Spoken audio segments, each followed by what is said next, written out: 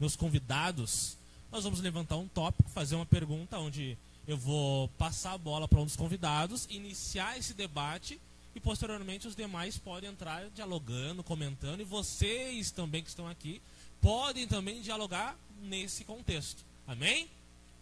A primeira pergunta, tá? E sempre vai ser direcionada para vocês, jovens, para vocês principalmente. Amém? Então, a primeira pergunta vou fazer para Franciara. Tá próximo? Sangue do meu sangue? Amém? A primeira pergunta, o que vocês lembram que são em Cristo? Não, amém. Como equilibrar amizades dentro do colégio sem deixar influenciar de forma negativa? A gente sabe que no colégio a grande maioria esmagadora não são cristãos.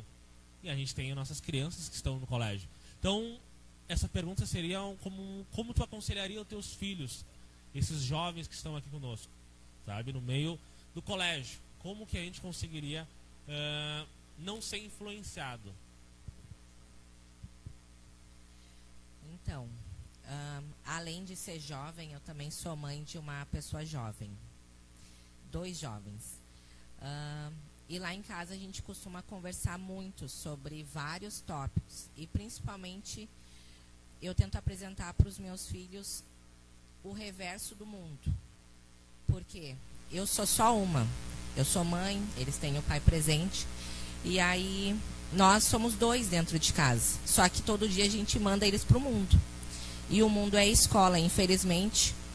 A gente fala o A, a escola fala o oposto daquilo que a gente prega em casa.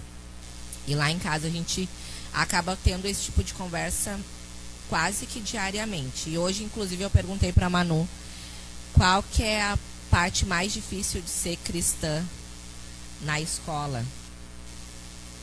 Porque ela disse é raro, porque é sempre a única. E ela já estudou em escola cristã e ela disse que mesmo estudando em escola cristã também muitas vezes é complicado, é difícil. E aí lá em casa a gente tem o hábito de, se eu fosse dar um conselho para os outros, além de dar o que eu falo para os meus filhos, é se fortalecer muito na sua identidade em Cristo. Quando nós sabemos quem nós somos, quando nós temos consciência da verdade em Cristo, de quem somos, o mundo acaba... A gente vai sofrer influência, mas ele não nos corrompe, né? Então a gente todo dia ela vai sair sabendo que o que é certo e o que é errado, e quando bater com o errado, ela vai saber que aquilo ali não é o caminho. Porque, na verdade, nós sempre todos nós somos pessoas influenciáveis, em qualquer situação. Quando ela vai para a escola, quando o jovem está diante de qualquer situação, a gente tem que saber sempre quem nós somos, o que eu faço, o que é certo, o que é errado. Porque assim, as amizades hoje em dia sempre vão dizer, mas só tu não vai fazer a brincadeira, né? Que nem a Manu traz relatos da escola de que os professores deixam brincar de verdade a consequência na própria sala, depois de fazer atividades, tipo assim. Só que quando tu sabe que aquilo ali não é o certo, tu não vai ir lá para trás brincar, tu vai saber que é aquilo ali. E o que eu acho importante para os jovens agora além de saber que aquilo ali não é certo e não participar, a gente criar as crianças, os jovens, vocês têm autoridade para dizer que não quero brincar e se posicionar, não, isso aqui não é certo, sabe? Porque, que nem quando a gente fala assim, em ser jovens cristãos, não é só não fazer, mas também se posicionar de forma a dizer, olha, não, isso aqui não é o certo, não é o que eu aprendi na minha casa. Mas por que tu não vai fazer? Porque eu sou cristã e eu sigo a Cristo e eu tô aqui na escola para estudar. Se uma amizade te força a fazer aquilo ali, ela já não é uma amizade, né? Porque, que nem se tu fala, se tu pode convidar uma pessoa, vamos na igreja, a pessoa falar que não, tu não vai ficar brava, tipo, vamos lá na igreja, tu vai convidar 1, 2, 3, tu pode convidar pro resto da vida e a pessoa falar não. Mas a gente não vai dizer, olha, a pessoa insuportável que não vai na igreja. A gente vai tentar comprar ela para Cristo o tempo todo. Mas quando uma amizade fala na escola, vamos ali, só tu que não vai, essa amizade já que está tentando te corromper, ela não serve. Meu pensamento. Amém, não tem resposta errada, né? Tu levantou uma questão muito importante, até vou passar para Paola, da sequência, referente à identidade, Paola. Né? Qual que é a importância dessa juventude, né? Ter identidade, ter raiz formada, porque a gente sabe, a gente é adulto, muitas das vezes a gente sabe lidar com as situações. Eles, talvez por falta de experiência, não sabem lidar com as situações. Então, por que a importância da identidade já formada de jovem? Amém. É que nem eu ensino pro Brian em casa, né? A identidade, ela é a nossa personalidade. Eu preciso descobrir em Cristo quem eu sou. E é muito importante eu descobrir. Logo no começo da minha caminhada, eu precisei descobrir quem eu sou, quem era a Paola. E essa é a importância. Porque se eu não descubro quem eu sou, a minha personalidade, as minhas qualidades, os meus defeitos, se eu não descubro quem eu sou em Cristo, quem Ele me formou, eu acabo que eu me comparo. Existe uma comparação hoje no mundo dos jovens, né? Que nem o Brian muitas vezes fala, né? Ele teve um problema na escola e ele falou... ele e os colegas dele falaram, mas para caber num grupo a gente precisa ser igual, ter a mesma atitude. E eu ensinei para ele que Jesus, ele nos chama para ser diferente, ele nos chama para ser luz, não trevas.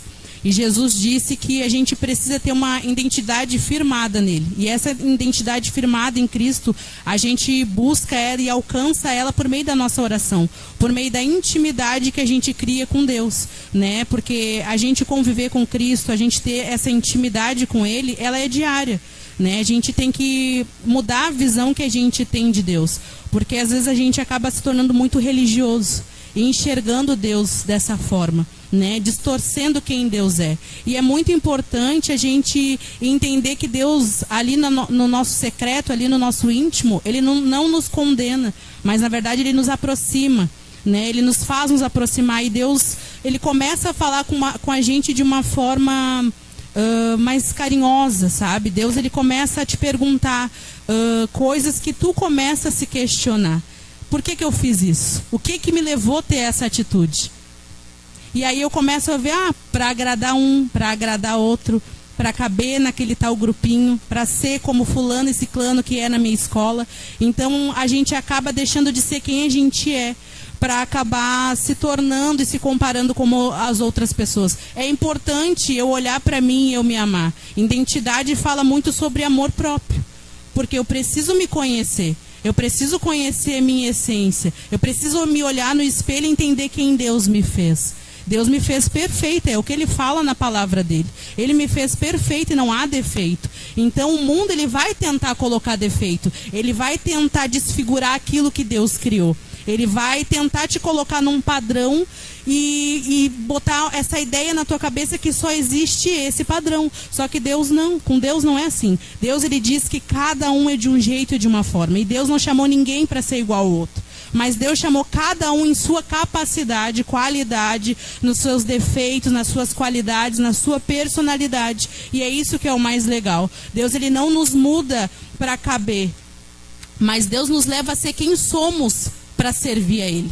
Deus, ele nos faz ser, e é muito importante essa geração aqui entender quem é em Cristo. Mas como eu descubro quem eu sou? Como eu descubro essa identidade? Orando, olhando para dentro de ti, te examinando como a palavra fala. Olha para dentro de ti, olha e pergunta para ti mesmo, o que eu gosto?